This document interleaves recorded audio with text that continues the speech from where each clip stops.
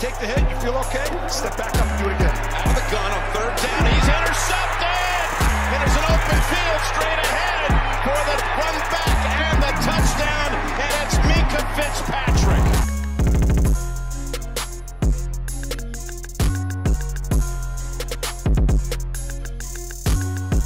Putting $4.99 in the tip jar. He says, Henry gets shut down. I said what I said. LOL. They all say that. They all say that. They all say that. James Conner gets shut down. What about that one? You know, it's interesting. Jeffrey had a really good stat that he told me before we got on. If you want to share that one, it's a pretty interesting stat. Yeah. This is actually coming from our resident stat guru, Dave Schofield. He sent me this before the show tonight. That if Derrick Henry is held under 100 yards in games where he gets under 100 yards, the Titans are 500. Obviously, when he gets over that, it's a lot better. Oh yeah, when James Conner, we're undefeated. Yeah, right. When James Conner gets over 60 yards, the Steelers are 11-0-1 in his career. Crazy. So this is kind of that game where you know who can get the run game going, because if Derrick Henry gets shut down, they're probably we got a good shot. If James Conner is going, it's going to be an interesting game right there in the trenches, smashing each other in there and running the ball. It's going to be fun. Right now, Hawk, what do you think? Can we can anyone shut down Derrick Henry at this point in the year? Well, I'd say this. Derrick Henry, so to reverse the stats you just went over, the games that Derrick Henry's gone over 100 yards, we have been undefeated, and that's 16-0, okay? That's an impeccable record, right? So looking at it as well too, when you look at this game, the running game, yes, you have James Conner. I think for us, we lost Taylor Lewan. For those in Pittsburgh that don't know, that's our starting left tackle, one of the highest paid, one of the best left tackles in the game. So that concerns me when it comes to Derrick Henry. So it's not so much stopping Derrick Henry personally. It's about, can our line hold up your defensive line? And I'm going to tell you something. I've watched tape. Yes. There are opportunities to run against the Pittsburgh Steelers. I think TJ Watt is the problem in the pass rush. TJ Watt is a beast. And we just played his brother last week in JJ Watt, and he was a beast against our backup offensive lineman. I think the run lanes will be open for us when I look at Pittsburgh's defense, when I look at Tuitt. I also look at Alulu, right? I look at those guys. I think there's some opportunities. Cameron Hayward's getting a little long in the tooth as he's getting a little bit older as well. I think we can run on him. So it's not about stopping Derrick Henry. Can our line hold up? They'll hold up. You won't stop Derrick Henry. King Henry, put the crown on him. Lockdown, I'll ask you your opinion on that, but I saw a huge reaction on Jeffrey Benedict there. I'm guessing that was towards the Cam Hayward talk, or are you seeing something like that? I'm just picturing the live chat when you're saying teams going after Alu and Cameron Hayward getting old, man. Woo! We're starting off with a bang. Yes. We're going. Yes. Oh, it's going to get spicy in the live chat. So, Lockdown, I'll get your opinion on Derrick Henry right now. So, too. can he be stopped? No. The key is slowing him down. That's the key, is to slow Derrick Henry down. And if you can slow him down, the problem is, and it's a good problem to have, when you slow him down, then you have to equate for Tannehill.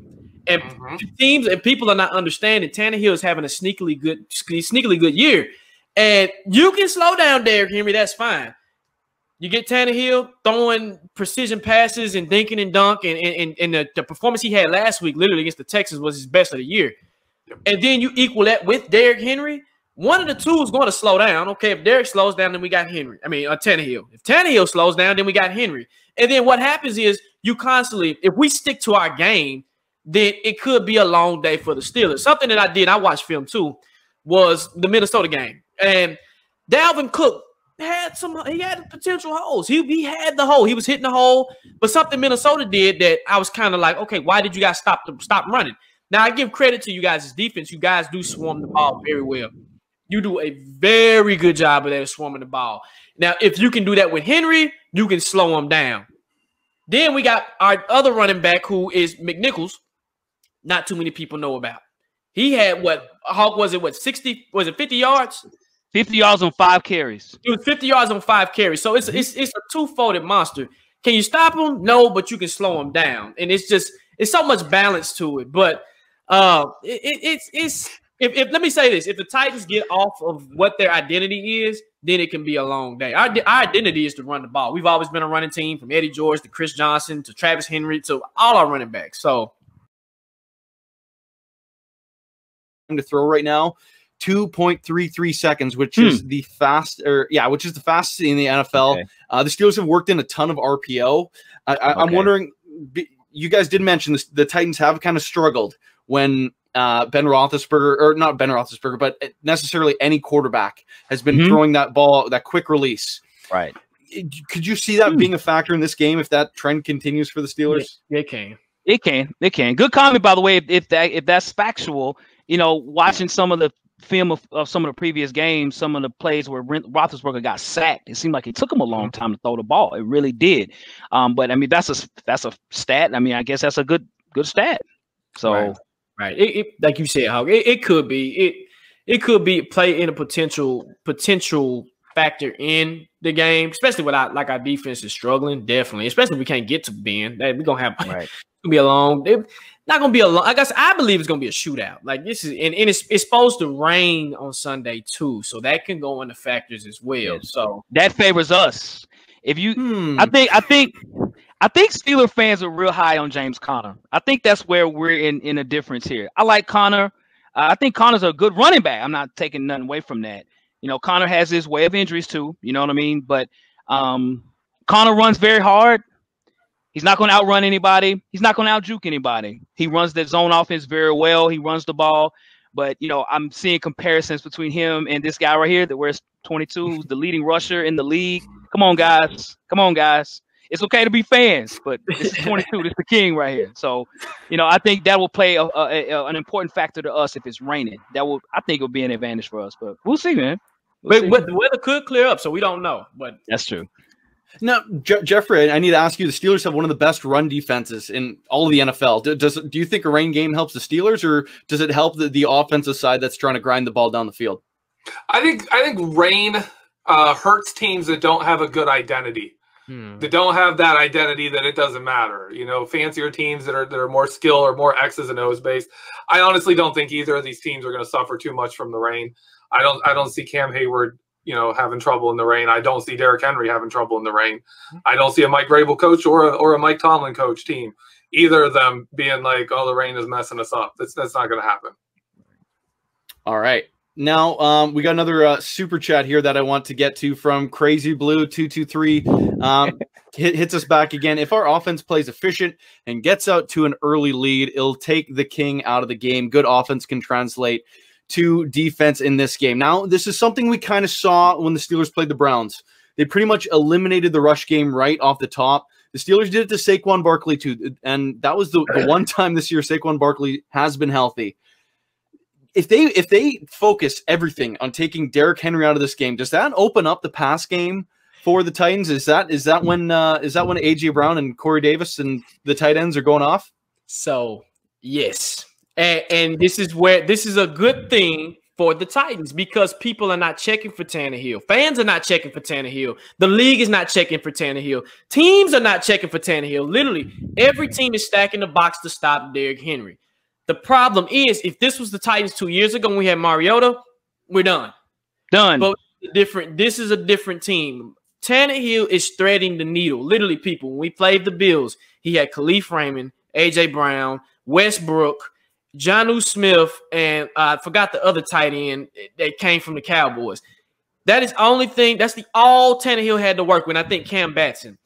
Tannehill has been threading the needle, and it doesn't matter who he's throwing it to. I mean, Khalif Raymond, you can get a piece of Khalif Raymond. You can get a piece of Adam Humphrey. You can get a piece of Corey Davis. You can get a piece of AJ Brown, Ferkser, Michael Pruitt.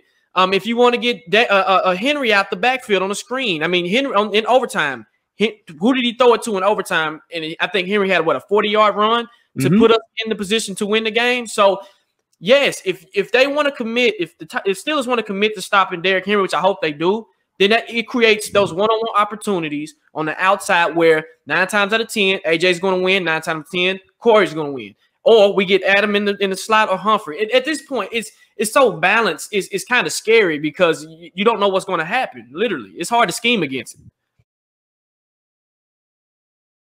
Be just a tad bit better than us right now, just a little bit, because we've lost Taylor Lewan right now. You guys, I know you guys lost Devin Bush, and well wishes. I hope he gets better and everything. But you guys have a very good roster. this game might settle that. We'll see after the game. Right now, I think going into the game, but I think we're the top 3. I don't think Baltimore is up to where we are. I think you guys can beat them in both games when you play them. We play the Ravens as well in Nashville. We cannot stand the Ravens. We had a heated rivalry for a long time. We had rivals with the Steelers too, but the Ravens and Titans, they were just Central. Right, exactly. Man, I miss those days. I miss those. I miss the days that we played the Steelers twice, the Ravens, the Browns. Those are great matchups. But I think Baltimore is right under us at this time. I think the Raiders are a bit better than what people give, and the Dolphins are pretty decent too. Yeah. Yep. Now, Jeffrey, I want to get your thoughts on this one too. I would say absolutely. I think right now Kansas City isn't at. They're not who they're going to be come playoff time. Ravens are struggling a bit right now. Steelers and Titans are the top 2 teams in the NFL. If I give you a little bit of statistics here on why. Titans are number 1 in points per drive. Points scored per offensive drive, number 1. They have the 3rd lowest drives resulting in turnover. They're number 4 in plays per drive. They just dominate. When they get the ball, they dominate with it. They are the number 1. They've played 5 games, and they have more red zone touchdowns than anybody. They're number 3 in the percentage of red zone touchdowns, which also tells you they get to the red zone a lot. They don't have huge yards, but they're scoring. Right. On their defense, as Dave pointed out earlier, they have lower rated defenses for yards. But if you look at their defense in terms of scoring, percentage, they're a lot better. They're they're 13th, something like that. They're 8th in turnovers forced per drive. So they're middle of the pack. They're a middle of the pack defense, but that offense is devastating. And one of my favorite statistics is to take scoring percentage for drives and subtract turnover percentage from it and get kind of their stat of how often do you put your defense in a bad spot? How often do you set them up to win? And if you take the offense and the defense, you combine them together, you kind of get a nice stat that correlates really well with playoff wins. And right now in the NFL, the Steelers are number 1 in that statistic. Number 2 is the Tennessee Titans, and it's close. These right now are the best 2 teams in the NFL. Jeff, you might have just sold me, sir. It's there.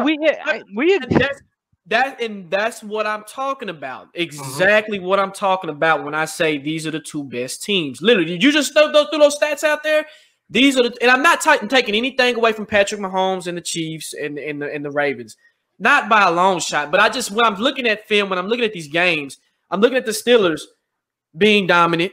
I'm looking at the Titans being dominant. We haven't had a dominant offense like this probably since the Warren Moon days, and that's been decades ago, literally. Right. So when I see these 2 teams, and I see, as somebody said, the Ratbirds almost lost to Philly, which was true. We seen how the Raiders went up there and smacked the Chiefs. Now, remember, people, this is Patrick Mahomes who throws 300, 500 yards a game. He misses his left tackle. He's gone. Yeah. The run game is there sometimes. Sometimes it's on, sometimes it's off. We don't know what Le'Veon Bell's going to do. Literally, we don't. So, and their defense, to me, is not a top-notch defense. Their defense that hides behind Patrick Mahomes in the offense. So, well, we got a couple live chats or super chats here that I definitely got to get to. Crazy Blue 223 comes back in with $2 in the tip jar. Says this pass rush is different. 24 sacks in 5 games. There's actually a few interesting stats on this defense. Of course, leading the NFL in sacks. I want to say the previous 3 years. They're also one of 2 teams, the other being the 85 Miami Dolphins, to in their first 5 games have 3 sacks and a pick in each and every game. Jeffrey, I'm going to ask you this side first. Is that a maintainable stat? Can the Steelers continue this 3 sack, 1 pick minimum per game for the foreseeable future? It's going to break some point. It has to break at some point. It has to. And this could be that game. I could see the Steelers getting to Tannehill 3 times, especially if they're stuffing the run early and they're having to rely on Tannehill. I could see it happening. They could get to Tannehill 3 times in this game. But this is probably the most likely game we have coming for the Steelers to possibly not get an interception. Yeah, no, super tight with the football. Hawk and lockdown. I guess on the flip side of this, how do you stop the Steelers from getting sacks, though? That kind of seems to be the bread and butter. They get sacks at a higher rate than any other team in the NFL, and they send blitzes at a higher rate than anyone else. Is this a defense you just got to limit the sacks, or is there a way to shut it down completely? Maybe start with Hawk on this one. Well, I think, man, when you look at our offense, it is predicated upon our run game, of course, right? And so the Steelers, as always, have been a blitzing team since the day I was born. That's what Blitzburg. I mean, it's there. It's what they do. And so, yes, you guys will bring the pressure and things. But I don't think the pressure is going to come, or any sacks are going to come from the interior. That's where our strength is as of right now. Roger Saffold, Ben Jones, Nate Davis. We're a beast in the middle. And so, again, I think TJ Watt is the problem. But Dupree we see him too. We do see these guys. But the way that we play on offense, we are a quick draw offense. We are a play action offense.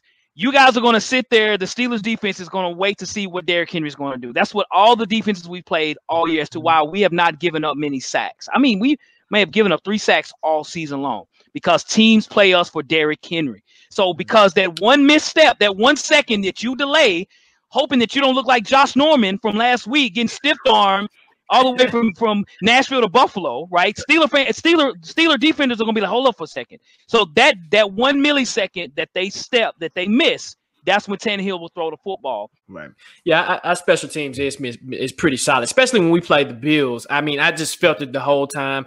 We have Chris Milton, who's a backup defensive back, who was out there making plays on special teams. Darren Bates, who makes special teams plays.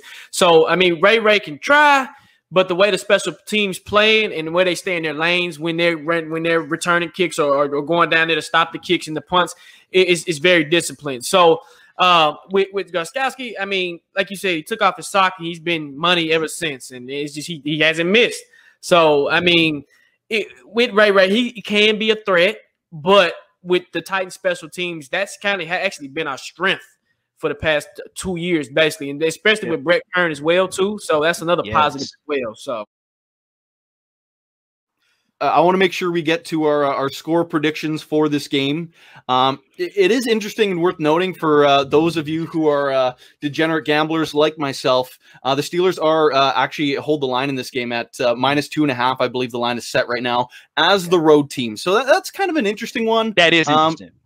So let me start with Lockdown, and then we'll run this counterclockwise. Give me the score prediction, and if you got a bold prediction for this game, I'd love to hear that too. So the Titans are what? We are 14-3 at home since dating back last year. I mean, we win at home. We rarely lose at home. We win at home. But I'm going to say this: with our defense struggling. And you guys being and the Bills had a good defense as well, but I feel like you guys' defense was way better. I actually still have us losing this game, not by much. I have us losing 35-31 Steelers, but I do have us making it back up in the playoffs because we will see you guys in the playoffs again. But I do, and I feel like we're going to have to drop one. If we drop one, let's drop one to the Steelers, not the Bengals. Please, no, not the Bengals. I feel that too. Yeah. Don't drop one to the Bengals. But if it has to be to a team, I'm going to say the Steelers. I got you guys 35-31 Steelers. Awesome. Now, I got another super chat. Kathy puts $5 in the tip jar. Says, I hope you guys come back for our playoff game. Kathy, don't worry. I already roped him in before we went on the air. I said we're chatting before that AFC Championship game. Yes. So Hawka, on that note, what are you thinking for the score? And if you got a bold prediction too. Okay, so when the season started, we had our prediction. As far as who we're going to win and who we're going to beat and who we're going to lose to. And initially, I had us losing to the Pittsburgh Steelers. But I've been watching film of the Steelers. First of all, the Steelers is a hell of a football team, okay? But looking at what we can bring and what we can do, we're going to be bringing something that the Steelers hadn't seen yet, and that's a powerful running game, okay? And we're the number 2 offense in the league, and we're home. And I think all of those factors play an important factor for us. If we were a passing team, the Steelers would win this football game because the pass rush is definitely there. But I would like to challenge your run defense. That's where I think you're challenged. You've lost Devin Bush. You have linebackers that's iffy in the run game, especially even in the pass game in the middle. I'm going Tennessee here, guys. I'm going to say Tennessee with 32-30 here. I think they're going to win this football game. I do. Go Titans. Tighten up. Jeffrey, what are you feeling here? I think that the Titans offense is gonna be able to move the ball. I think you're gonna see the Steelers go down early. I think you're gonna see Ben Roethlisberger pull out a Ben Roethlisberger big time, big matchup game. Go out there, show up and just go off. And I'm predicting the Steelers to win this one 38-35. Whoo, big score in that one. I don't know if I'm feeling quite the high score, but my prediction from the beginning of the year, I've talked about this ad nauseum. I'll say it one final time. I said the Steelers were going to go into Baltimore undefeated, and we're one game away from that. I'm not jumping off that train now. I've rode with it, and it's done me well so far.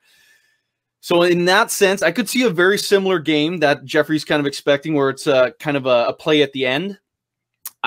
Perhaps whoever has the ball last. It could definitely go that way. I'm thinking the Steelers win this one and break that line. I think they're winning the game 31-27. It's going to be an interesting afternoon. I'm super excited for. Wish it was the primetime game. Yeah, man. Of course, it's not going down that way.